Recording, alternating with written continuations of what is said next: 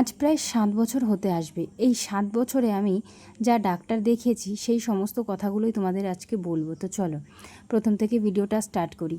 তো আমি সুস্মিতা, তো আমার চ্যানেলে তোমাদেরকে অনেক অনেক স্বাগত। আমি সত্যি কথা বলতে বিয়ের ৬ মাস পর থেকেই ডাক্তার দেখাচ্ছি। তারপরে প্রথম যে ডাক্তার দেখিয়েছিলাম তিনি আমাকে ওষুধ দিয়েছিল ৩ মাসের জন্য। জাস্ট ৩ দিন থেকে ৫ দিন পর্যন্ত খেতে হয়। ৩ দিন ৫ দিন না, ৭ দিন পর্যন্ত, ভুল বললাম। ৭ দিন খেতে হয়। এটা কিন্তু সব ডাক্তারই কিন্তু ওই প্রথম ওই ছোটো ছোটো ওষুধ দিয়ে থাকে, লেট্রোজেল বলে 2.5, যেটা আমি নামটাও বলে দিলাম। এই ওষুধটা খেলে ডিমের কোয়ালিটিটা বাড়ে, এই হচ্ছে এর কাজ। তো যাই হোক, এই ওষুধ খেতাম। আর লাস্ট পিরিয়ডের হওয়ার আগে 10 দিন আগে পর্যন্ত একটা ওষুধ দিত। এই 3 মাস ওষুধ খাওয়ার পরে কোনো কিছুর ফল তার থেকে পেলাম না। তারপরে আরও ওষুধ দিত, যা খেয়ে আমার খুবই অসুবিধা হতো। আমি ওনাকে আর দেখাইনি, গেল। তারপরে কিছুদিন পর, মানে কিছুদিন আবার অফ রেখেছিলাম, যে কদিন ওষুধ খাচ্ছি তাহলে থাক। তারপরে আবার একটা ডাক্তার দেখিয়েছিলাম, সেটাও হোমিওপ্যাথিক ছিল না, এটা এলোপ্যাথিক। আমি পরপরই সব এলোপ্যাথিকই দেখিয়েছি। তারপরে ওনাকে দেখালাম, উনি আমাকে রিপোর্ট করাতে দিল, রক্ত রিপোর্ট থেকে শুরু করে তোমার সব রকমই রিপোর্ট দিয়েছিল, হাজব্যান্ডেরটাও দিয়েছিল। তা দেওয়ার পরে আমার MAH মানে ডিমের কোয়ালিটিটা কেমন আছে সেটা দেখার জন্য। তো যাই হোক, ওইটা পরীক্ষা করলাম, তখন একটু কম ছিল, কত পয়েন্ট যেন ছিল, মানে খুব যে একদম যে কম ছিল সেটাও না, ছিল। যাই হোক, তো ডাক্তার বললো যে এটা কোনো সমস্যা না, তুমি ওষুধ খাও, ঠিক হয়ে যাবে। আর যেটার সমস্যা হচ্ছে সিস্টটাই কমাতে হবে। তো বললো এটাও ঠিক হয়ে যাবে, ওষুধ খেতে হবে। কিন্তু কি বলবো, এই এলোপ্যাথিকের ওষুধ খেতে খেতে মানে কি বলবো, আমার আর শরীরে সহ্য হচ্ছে না। খাচ্ছি কোনো রকম, কিন্তু আমার এফেক্ট আমি বুঝতে পারছি না যে কমছে না বাড়ছে, সেই একই রকম আছে। আরও যেন দিন দিন টেনশানে পড়ে যাচ্ছিলাম। মানুষ কি জানো তো, আমার কাছে মনে হয় কি, এই ডাক্তার দেখিয়ে ওষুধ খাওয়া একটা টেনশানের মধ্যে থাকা। আমি মনে করি একদম রিল্যাক্সে যদি আমি, যে মাসে আমি ডাক্তার দেখাই না সে মাসে যেন চিন্তা থাকে না, আর আমি যে মাসে আমি ডাক্তার দেখাই আমার সেই মাসটাই যেন চিন্তায় পড়ে যায় যে কি হবে এই মাসে। সত্যি বলছি, এই টেনশানে মানে হওয়া জিনিস যেন আমার হয় না। যাই হোক, কী করা যাবে, দেখাতে তো হবেই। তো উনি ওষুধ দিল, কিছুদিন খেলাম, 2 থেকে 3 মাস, 3 মাস 4 মাস পর্যন্ত খেয়েছি। তা যাই হোক, কোনো কিছু বুঝিনি। তারপরে উনি আমাকে বলল যে তুমি HSG টেস্ট করো, টেস্টটা করে দেখো ওই টেস্টে কী হয়, যেহেতু ওটা টিউবের একটা টেস্ট।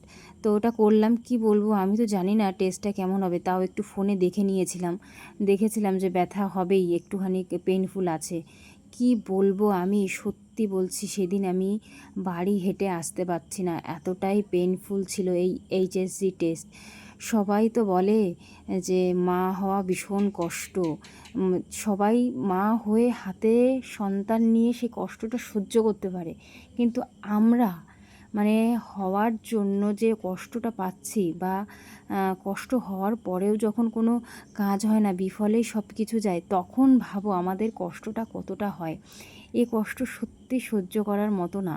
সবাই হয়তো বলবে এ কি, এটা আমার হয় সে হয়, কিন্তু তাই সত্যি একমাত্র আমাদের মতো মেয়েরাই জানে এই টেস্ট করতে গেলে কতটা কষ্ট হয়। তারপরও যদি কোনো কাজ না হয় বা কোনো কিছুর ফল যদি না পাই, তখন আরও যেন কষ্টটা বেশি লাগে।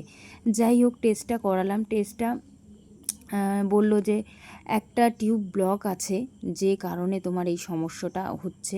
তা বলল যে এটা কোনো সমস্যা না, তোমার আরেক টিউব দিয়ে হয়ে যাবে। ওটা শুনে তো একদম মাথা খারাপ হয়ে গেল আমার, যে টিউব আবার ব্লক। মানে কি বলবো, আমি টেনশানে একেবারে যেন তিলে তিলে শেষ হয়ে গেছি, একেবারে তিলে তিলে, আমি বলে বোঝাতে পারবো না।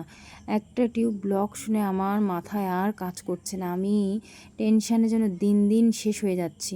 তো ডাক্তার বললো যে তুমি টেনশান করো না, ঠিক হয়ে যাবে। একটা টিউব ব্লক, ওই সিস্টের জন্যই কিন্তু এই জিনিসটা হয়ে থাকে, জানো তো। যাই হোক, আমার একটু ইনফেকশানের সমস্যা ছিল, এই ইনফেকশানেও কিন্তু এই জিনিসটা হয়। তো যাই হোক, জানি না কি সমস্যা আছে। ডাক্তার তো আমাকে ওষুধ দিল, বলো ওষুধ খাও, ঠিক হয়ে যাবে। তো ওনার কাছে আমি খেলাম কিছুদিন ওষুধ। খাওয়ার পরে যেন টেনশান মনের থেকে যাচ্ছে না। ওই একটা টিউব ব্লক থাকলে কি আর ভালো লাগে বলো।